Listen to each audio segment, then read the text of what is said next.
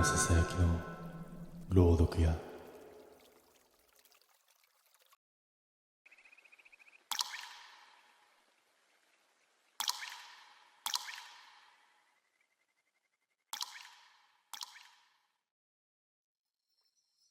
深夜の高速を走るとき、必ず思い出す男がいる。最初に見たのは3年前。夜の2時だった。東北道の小さな休憩所。人気が全くないのに、照明だけは妙に明るくて、トラックを止めると広い駐車枠の隅で、黒い帽子の男がじっと立っていた。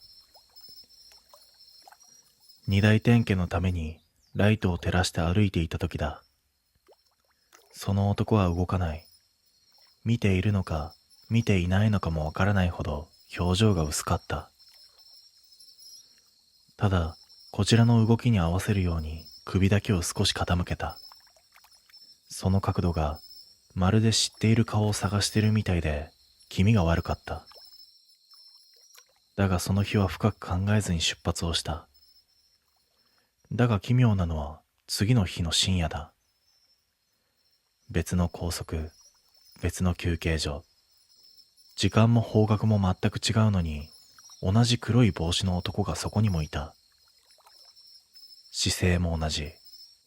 照明に照らされて、影が細く伸びたその位置すら、前日とそっくりだった。仕事柄、夜中の走行は多い。それから2週間のうちに5回も見た。会いに行くような距離でも時間でもないのに、必ず立っているんだ。しかも、誰かと話しているところを一度も見たことがない。飲み物を買うでもなく、トイレに入るでもなく、ただ休憩所の端に立っているだけだった。運行仲間にそれとなく聞いてみたことがある。黒い帽子の男、見たことない？帰ってきたのは曖昧な首の動きだけだった。誰もはっきりとは知らないらしい。だが言葉を濁しながら、一人の先輩だけがぽつりと言った。あいつか。まだいるんだな。その言い方が妙に引っかかった。まるで前から知っていたような、そんな雰囲気だったんだ。だが本当におかしいのは、ある休憩所で、そいつが俺の名前を知っていたあの夜からなんだ。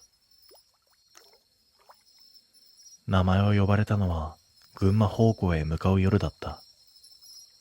気温も低く、走りやすい日だったが、胸のざわつきだけが落ち着かなかった。理由ははっきりとしていた。前の晩も、その前の晩も、休憩所の端にあの男が立っていたからだ。どこへ行っても必ずいる。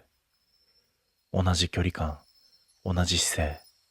それが偶然で済むはずがないと、内心では思っていた。だが目を合わせなければ気づかないふりができる。それくらいの距離だった。問題が起きたのは休憩所に入った時だ。照明が白く地面を照らし、売店の窓が暗いガラスを広げている。トラックを止めて、エンジンを落ち着かせながら窓越しに外を眺めていると、いつもの位置に黒い帽子の男が立っていた。近づくわけではない。ただ向きだけが変わっている。まっすぐと俺の方を向いていた。背筋が冷えるような感覚があった。いつもは少し横向きだったのに、今日は真正面。しかも距離がやや近い。ほんの数メートル分。けれどその数メートルが恐ろしく重かった。しばらくエンジン音だけを聞いていた。降りるべきか迷っていたとき、後ろから軽いノック音がした。トラックではなく窓ガラスだった。振り向くと誰もいない。だがもう一度ノックが鳴った。今度は運転席のドアの方から。どうせ風か虫かなんかだろう。そう決めつけようとした瞬間、左側の窓の外に黒い何かがゆっくりと滑ってきた。帽子だった。その下に男の顔。窓のすぐそばに立ち、覗き込むようにして口を動かした。声は小さい。だがはっきりと聞こえた。山口さんですよね。心臓が跳ねた。名前を教えたことなんて一度もない。会社の制服にも名札はないし、トラックのどこにも運転手の名前なんて書いていない。なのになぜ知っている？男は窓に手を添えた。指先がガラスに触れた瞬間、妙に黒ずんだ跡が残った。影のような、すすのような、触れた部分だけが濁る。気をつけてください。次は間に合わないかもしれないので。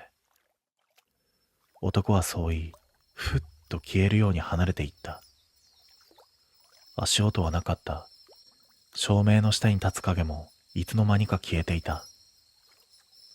胸騒ぎが収まりきらないまま、俺は再び走り出した。だが、間に合わないという言葉の意味を痛感したのは、その2時間後のことだった。夜明け前、山間のトンネルに差し掛かった頃、路肩に1台のトラックが止まっていた。ハザードが点滅し、運転席のドアが半開きになっている。事故のようにも故障のようにも見えたが、周囲に人影がない。とりあえず近くまで寄って状況を確認することにした。助手席側に止めてライトを向けると違和感に気づいた。運転席の足元に靴が一つだけ転がっている。だが足跡がない。雪でも泥でもない舗装路だが、人が降りたなら何かしらの痕跡が残るはずだ。俺は無線で会社に一報を入れようとしたとき、コツコツと規則的な音が響いた。靴底がアスファルトを叩くような音。だが歩幅が妙に狭く、リズムが均一すぎる。人間の歩き方ではない。嫌な予感に逆らえずライトを向けた。薄暗いトンネルの中、黒い帽子の男が立っていた。全く動かず、濁った白い照明を背にしてこちらを見ていた。距離はあるのに顔がはっきりとわかる。輪郭が浮いて見えるほど肌が不自然に白かった。次の瞬間、男の右側から何かがゆっくりと地面に落ちた。それは運転手の名札だった。半開きのドアのトラックの運転手。その男のものだと一目で分かった。間に合わないの意味が理解できた。黒い帽子の男はトラッカーを迎えに来る存在なんだ。どの休憩所にもどの夜道にも現れる理由がはっきりとした。事故を知らせに来ているのではなく、次を選びに来ている。名前を知っていたのはそういうことだ。あの夜俺は選ばれかけていた。はっと気づいた。トンネルの暗闇で男が少し前に動いた。歩くのではない。滑るように距離が縮んでくる。顔がぶれるほど速いのに足は動いていない。体が固まった。逃げなければいけないのに膝が動かない。その瞬間、背後で大型車のエンジン音がはぜた。反射的に振り返ると、向こうから走ってきたトラックがハザードのトラックを大きく避けて通り過ぎていく。ライトが強烈にトンネル内を照らした。黒い帽子の男の姿が消えていた。本当に跡形もなく。震える指で無線を掴んだ。呼吸が乱れているのに、声だけは必死に平然を装った。トンネルに事故車両あり、運転手は見当たりません。応援お願いします。帰ってきた返事の途中、耳元で小さな声がした。次は逃がしませんから。振り返った時には誰もいなかった。だが助手席の窓にだけ黒い手形がくっきりと残っていた。外側ではなく内側に。それを最後に俺は深夜の長距離を降りた。どの休憩所でもあの影が待っているのが目に浮かぶからだ。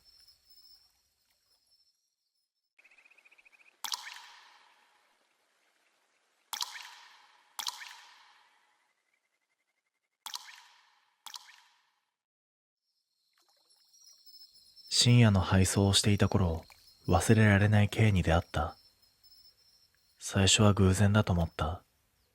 首都高から一般道へ降りるカーブで、一台の白い軽自動車がバックミラーに映った。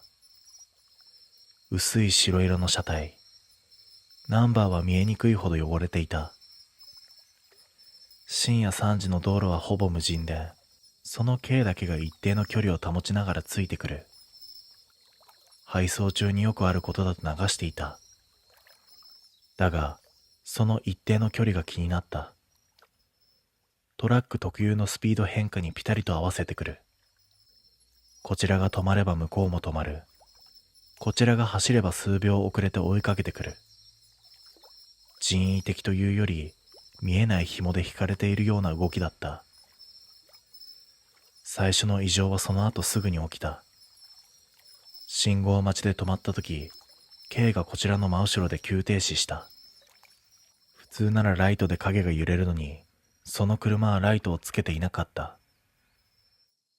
ライトがないのに、車体の奥に誰かが動いた気配があった。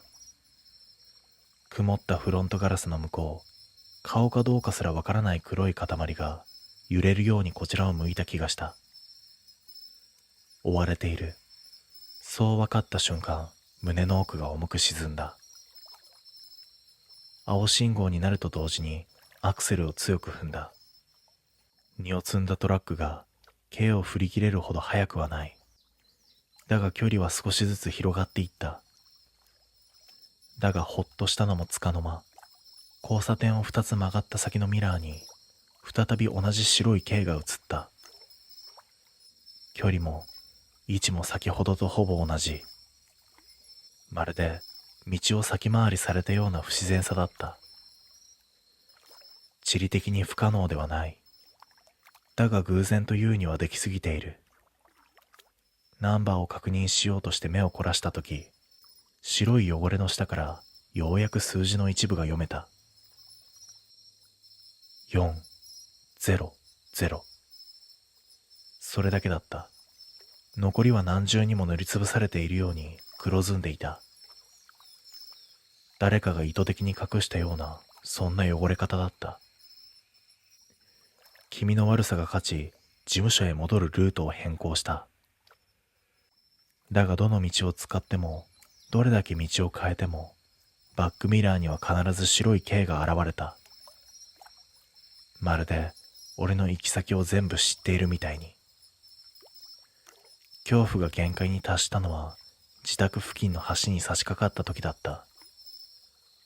後方から軽が急加速し、トラックの真後ろへ食い込むように迫り、ギリギリの距離で止まった。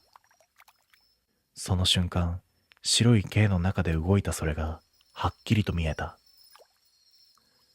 白い軽の中で動いたそれは人の形をしていなかった。フロントガラス一面に張り付くように黒い影のような塊がゆっくりと左右に揺れていた。ガラス越しなのに距離がゼロに感じるほど近かった。目があるのかもわからない。顔という概念すら曖昧で、ただこちらを見ている感覚だけがはっきりと伝わってきた。その瞬間アクセルを踏み込んで橋を渡りきるように一気に加速した。K は反応がありえないほど速く、一拍遅れてから滑るように迫ってきた。エンジン音がしない。タイヤが地面をつかむ感触すらない。ただ白い車体だけが影のようについてくる。曲がるタイミングをずらしても、ブレーキを急に踏んでも、K は一定の感覚を保ち続けた。追うのではなく、見失わないように守っているような動きだった。人気のない工業地帯へ進路を変えた。安全な場所ではないが、後ろにつく白い軽を振り切るには最適な場所だった。トラックの荷台が揺れるほどの急なカーブに入り、視界の裏へ軽を押し合った。ミラーには何も映らない。ついに巻いたと思った。だが、安心は10秒も持たなかった。前方の倉庫の脇から白い軽が横向きのまま滑り出してきた。地面とも噛み合っていない。角度も速度も現実的ではない。まるで空を滑る影が倉庫の壁に沿って降りてきたような動きだった。その瞬間ナンバーがライトに照らされて一部だけが浮かび上がった。400。そこまではあの時に見えた通りだ。だがその右側が見えた。塗りつぶされたと思っていた部分が光を受けてわずかに透けた。7080。上下から真っ黒な汚れで何重にも消されている。一体何を隠そうとしていたのか。意味がわからないまま距離が詰まる。その時だ。K の運転席側の窓が内側からじわりと曇った。呼吸だった。誰かが息をしている。その息の跡がくっきりとトラックの方向へ向けて形を作った。丸い輪郭。それがゆっくりと縦長へ変形する。まるで笑っているかのように。ハンドルを切りながら視線を戻すと、倉庫の角にもう一台車が止まっていた。パトカーだ。俺は思わずクラクションを鳴らして近づいた。助けを求めたくて、K の異常性を伝えたくて、俺は必死に窓を叩いた。だが警察官はこう言った。この先の K なら、3年前に事故で亡くなった方ですよ。まだ動くと思ってるんですか？俺は言われた意味が理解できずに固まった。警察官が指さした先には、ぐしゃりと潰れた白い軽の残骸があった。目の前に置かれた白い軽の残骸は、3年前の事故で完全に廃車になった状態だった。タイヤは外れ、運転席は押しつぶされて、ハンドルの位置すら原形をとどめていない。とても走れるような車ではなかった。だが俺を追ってきた軽と全く同じナンバーだった。警察官はこちらの困惑を察したように言葉を選びながら続けた。この軽の運転手さんは最後まで家に帰らなきゃと言っていたそうなんですよ。でも家族は事故をきっかけに引っ越してしまって帰る場所がなくなったんです。その言葉を聞いた瞬間、背筋に冷たいものが落ちた。家に帰れないまま亡くなった存在。その帰る先を探し続けてさまよっている。そう解釈すると全てがつながった。俺を追った理由も、曲がる道を全部当てた理由も、距離を一定に保ち、決してぶつからなかった理由も、まるでついてきたいだけのような動きだったことも。だが理解したところで状況は終わらなかった。警察官が目を伏せながら言った。ただ一つだけ気になることがあるんですよ。この事故車時々、ほんの少し動くって通報があって。冗談に聞こえない言い方だった。その瞬間背後でギシッときしむ音がした。事故車の潰れた運転席のドアだった。警察官が驚いて近づいた。俺も反射的に振り返る。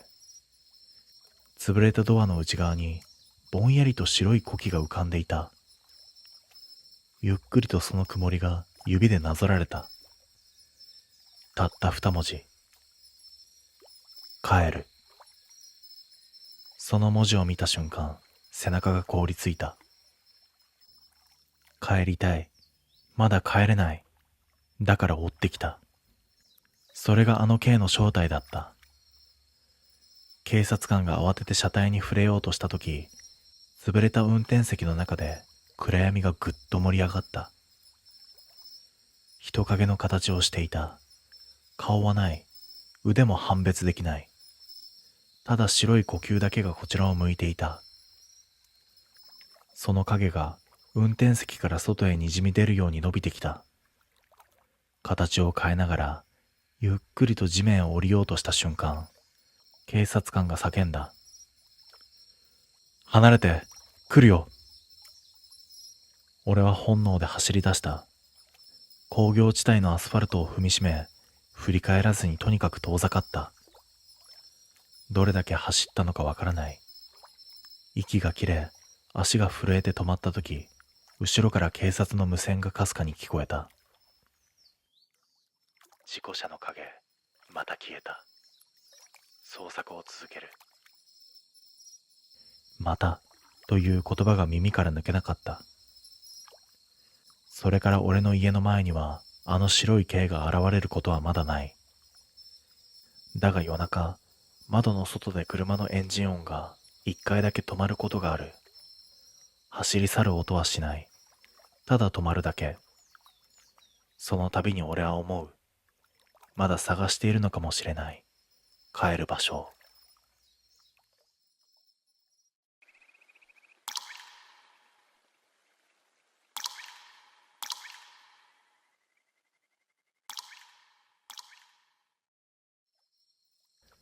雨の日に走ると必ず思い出す交差点がある。そこは特別危険な場所でも事故が多いわけでもない。ただ一つだけ説明のつかない不気味な出来事が続いていた。最初にその女を見たのは梅雨の終わり頃だった。深夜の配達帰り、ワイパーが追いつかないほどの豪雨の中で、ある交差点に差し掛かった時のことだ。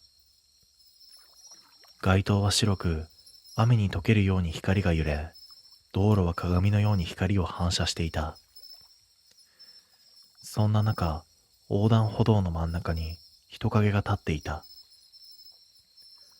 白い傘、肩まで濡れた黒髪。顔は傘の影に隠れて見えない。スーツのような薄い服装で、雨を避ける気配が全くなかった。車のライトを当てると、傘の縁から雨が落ち続け、その度に影が揺れた。誰かが雨宿りしているわけでもない。横断歩道のど真ん中で立ち止まっている理由がなかった。最初は酔っているのか、道に迷った人だと思った。クラクションを軽く鳴らして合図を送ったが、反応がなかった。雨の音とワイパーの往復だけが車内に響く。女の体は微動だにしない。まるで止まった映像を見ているようだった。俺は仕方なく避けるように右へハンドルを切った。その時だ。傘の下の顔がほんのわずかにこちらを向いた。見えたのは雨の中に立っているとは思えないほど乾いた表情だった。濡れていない。顔だけが不自然に濡れていなかった。その異様さに胸の奥がひどく重くなった。翌朝会社で後輩がこんな話をしてきた。先輩、あの交差点、雨の日ってやばいらしいですよ。立ち止まってる女、見ませんでした？心臓が跳ねた。同じものを見たのか？そう思って問い返すと、後輩は苦い顔をして言葉を濁した。先輩、あの女を見ると、次の日には必ず事故に遭うって噂があるんですよ。後輩が話した事故例はどれも奇妙だった。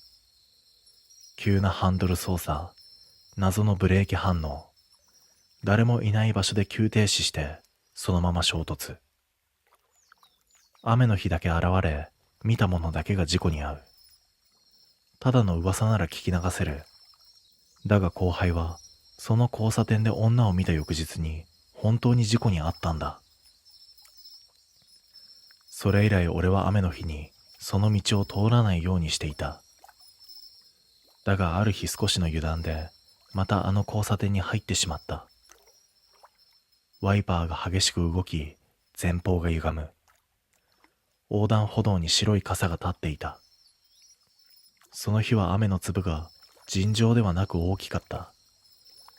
フロントガラスを叩く音がまるで空から砂利が降っているみたいに荒く、ワイパーの速度を最大にしても視界は歪んだままだった。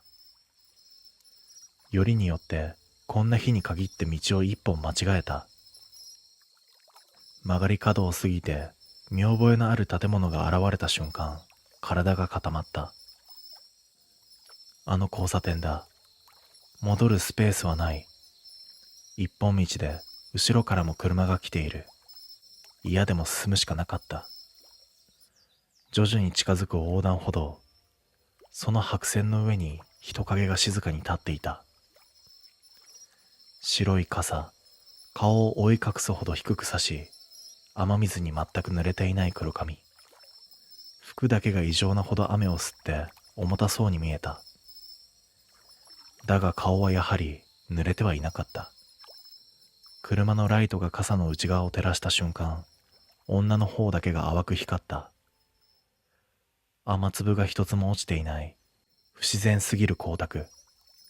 まるで加工した写真のような質感だった。胸の奥が潰れるような感覚がした。クラクションを鳴らしても動かない。雨音にかき消されているのではなく、反応そのものがない。微動だにしない姿は人間というより置いてある人形のようだった。避けて通ろうとした時だ。傘の下で顔がゆっくりとこちらを向いた。その角度が常軌を逸していた。首が傘の内側でぐにゃりと曲がっているように見える。関節では説明がつかない動きをして間違いなくこちらを見上げた。ライトがその目元を照らした瞬間、息が止まった。目が白かったんだ。瞳が消えているような白さではない。目の奥が光っているのでもない。ただ、色が抜け落ちているという表現が一番近かった。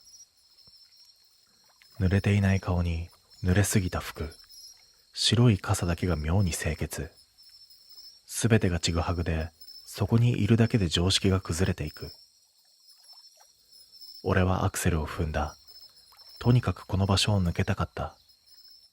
横断歩道の端をかすめるようにして通り抜けようとしたその時、女の足元に違和感が生まれた。影があった。だが、雨の光でできる影ではない。人工的な黒。舗装路の水たまりの上にありえない方向へ伸びていた。道路の中央からこちらへ伸びる黒い影。女の動きとは関係なく、勝手に形を変えながら、まるで車を捉えようとするように伸び続けていた。まさかと思って再度ミラーを見ると、交差点の中央で白い傘の女がこちらを向いたまま立っていた。動いていないのに信号の赤い光が一瞬だけ女の顔全体を照らした。濡れていない方が笑っていた。雨の中ではありえないほど乾いた笑みだった。その瞬間脳の奥で何かが弾けるような危機感が走った。ここで止まれば終わる。振り返ってはいけない。絶対に。そう直感した。だがその直感すらまだ序章に過ぎなかった。俺は次の日、本当に事故に遭った。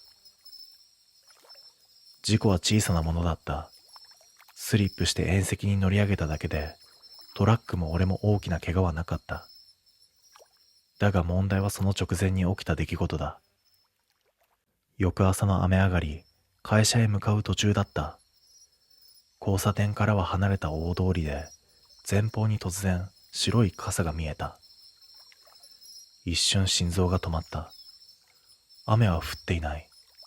なのに白い傘が開いている。しかもその傘の持ち主は道路の中央に立っていた。紛れもなく昨日の女だった。信じたくなかった。あの交差点にだけ現れるのではないのか。雨の日だけではないのか。頭が混乱し、ブレーキを踏むのが一瞬遅れた。その瞬間視界の端で黒い影が伸びた。道路の中央からまるで切り裂かれたような黒い線が俺の足元へ迫ってきた。乾いたアスファルトに影が落ちることはまずありえない。だがその影は雨も光も関係なくこちらへまっすぐ伸びてきた。衝突する。そう思った瞬間、タイヤが激しく滑った。ハンドルを切る余裕もなく、トラックは縁石に乗り上げて、そのままゆっくりと止まった。衝撃の直後、フロントガラスの前に白い傘が落ちた。バサッという乾いた音。雨に濡れていない傘がガラスの前でひっくり返っている。俺は恐る恐る顔を上げると、目の前には女が立っていた。昨日と同じ服、昨日と同じ髪、濡れていない顔。だが今日は傘がない。傘がない代わりに、その顔ははっきりと見えていた。目が完全に白い。まるで全体が白目になったように瞳の色が消えていた。口元は雨の形にひび割れたようにただれており、笑っているのか避けているのか判断できなかった。雨で亡くなった人間を思わせる姿だった。女は一歩だけ近づいた。濡れていない足跡が乾いた道路に黒く刻まれた。黒い影が足元から俺のトラックへと伸びていく。そして女の口が動いた。だが声は出ていない。だが読めた。迎えに来たよ。その瞬間影が一気に伸び、トラックのドアの下へと入り込んだ。膝が震え、窓を開けることすらできなかった。その時だった。遠くからパトカーのサイレンが響き、影が一瞬だけ薄れた。振り返った時には、交差点の方へ向かって白い傘を拾い、ゆっくりと歩き出す女の背中が見えただけだった。雨は降っていない。空は晴れている。なのに女は、まるでそこに雨が降っている世界を歩いているように見えた。白い傘がポタリと音を立てた。乾いたアスファルトの上に。それ以来俺は雨の日に限らず、絶対にあの道を通らない。理由は単純だ。誰が見てもわかる。あの女は雨に取り残された誰かで、見たものに近づいてくる。雨の日にも、晴れの日にも。一度見たら、もう離してくれない。